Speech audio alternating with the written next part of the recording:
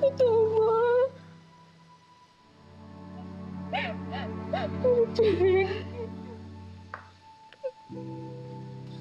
Totoo po ba?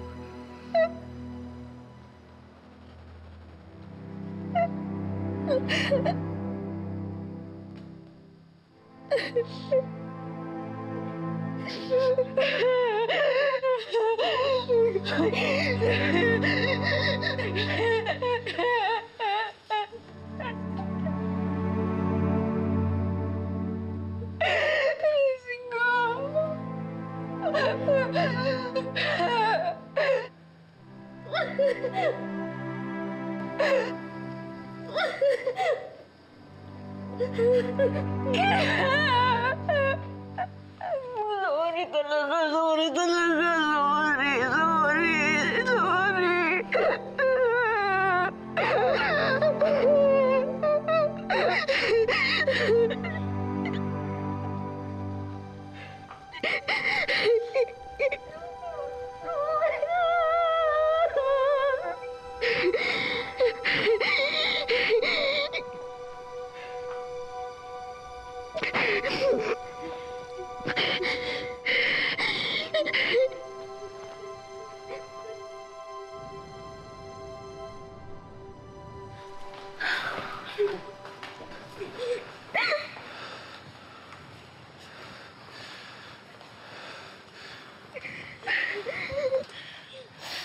Halika na.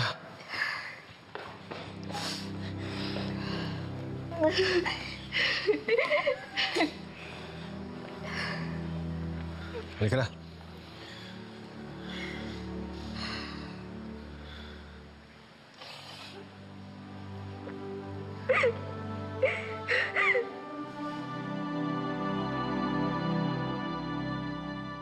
Migoy!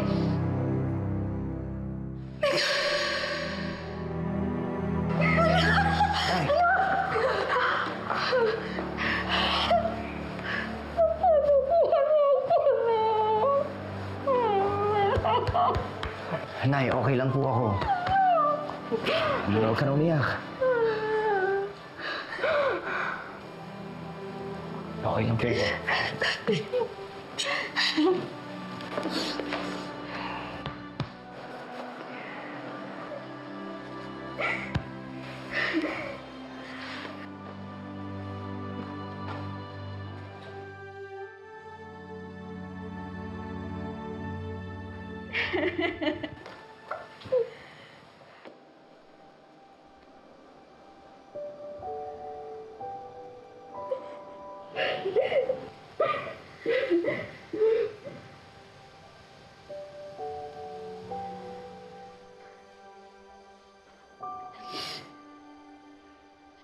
I'm so sorry.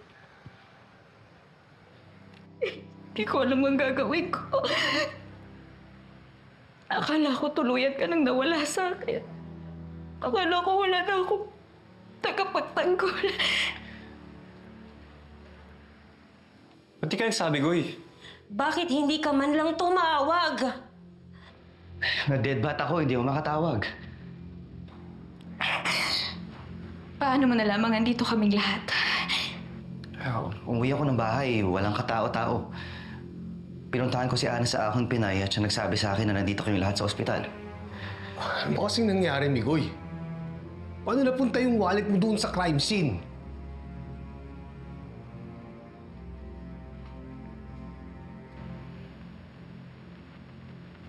Ano to?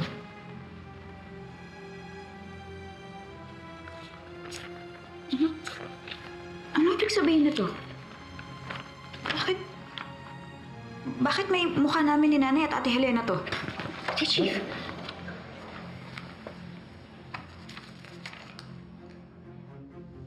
Saan mo nakuha to? Sa hitman ni Eddie Imperial. Hitman? Parang riding in tandem? Juancho ang pangalan niya. Siya ang rason kung bakit na-aksidente yung nanay mo noon. Siya ang nautusan na pumatay pero hindi na natuloy. Teka,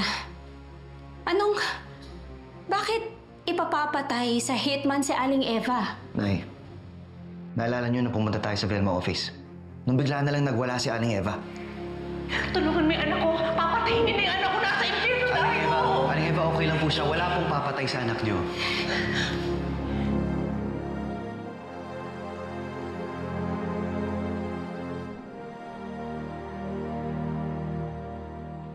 Rosa sa may tinig. Ano?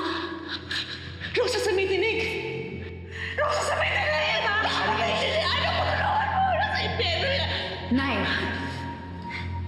Sabi siya ng sabi. Papatayin daw kayo ng tao na may tato na rosas na may tinig. patayin kami ng taong may tatong rosas na may tinig. Yung taong tinuturo niya na may tato, siya yun. Siya yung dapat papatay kay Aling Eva. Teka, ano nangyayari? Bakit may hitman? Bakit may pagpatay? Nasaan yung wansyo na yan? Patay na siya. At sa pag-iimbestiga ko, binigay sa akin yung asawa niya.